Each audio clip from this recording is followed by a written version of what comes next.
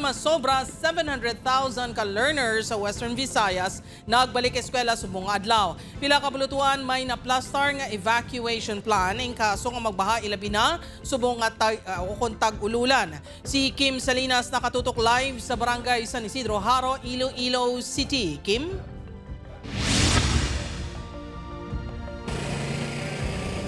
Jert, new set of students kag new set of challenges naman ang pag-atubangon sang sektor sang edukasyon sa pagsugod naman sang panibagong school year apang handa ang DepEd sa paghatag sang dekalidad nga edukasyon sa mga learners. Apisar tuman pakaaga, may mga estudyante nga temprano pa napadulong sa Iloilo City National High School sa unang adlaw sa pagbukas ng klase. Si June Ray, excited na sa matunan sa school year 2025-2026. Sobra gid ka excited kay mag-graduate na sunod, padayon na sa eskwela. Ang iba naman, nabudlayan pa pangita sa ila classrooms bangod pag-uhanon. Kay mahuluyaon sa daan, kag wala ko pa nabalaan ng iyang room kung diin gid kagang schedule gid kung pang-aga or panghapon. Sa dato sa bulutuan, 6,300 ang ila enrollees subong nga tuig. Mas manubo sa 7,100 sang naglikan nga school year. Naglamot naman sa 742,498 ang nalistang enrollees subong nga tuig sa Western Visayas sunod sa DepEd 6. Sang time nga ra ang NIR sa aton, our data that includes ng public, private, and SUCs and LUCs na nag-offer basic education, may ara kita sang 1.9 million ka mga learners. Kabahin sang preparasyon sa pagbukas sa klase, amo ang pagpanghanda sa tiyon nga magbaha ilabi na subong nga tag-ululan.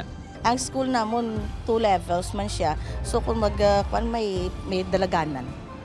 May second floor man kami. Kagi pa di man himoon nga plan evacuation. Hugot man ginpatuman ang hand washing sa mga bulutuan bilang pagpangaman sa pamahog sang impact sa syudad.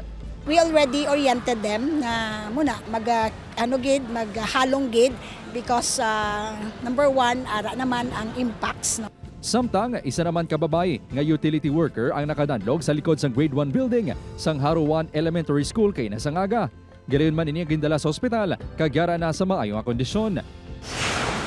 Sa Leganes Central Elementary School, ginsuguran ang pagbukas ng klase sa flag ceremony kag sa isa ka programa. May pila ka ginikanan nga ginupdan pa padulong sa eskwelahan ang ila kabataan. May kabulisan man sa palibot para magbantay sa seguridad. Ginapanghanda naman sa bulutuan ang problema sa baha sa tiyon nga mag-ulan. Sa Pagsangaan Elementary School sa Pavia, Iloilo, isa sa mga nagdulong sa ilang estudyante si Kagawad Lorela. Ang apo sini nagsugod na sa kindergarten. Ga-adjust pa siya, sir, kay medyo hindi pa gusto magbayaan bala. Problema man ang pagbaha-baha kung may makusog nga ulan ang ginatubang nga panghangkat sa bulutuan. Manubo balang school, mataas yung kalsada. So na-notice ko gid nga diri naga-flow pa kadto gid ang tubig.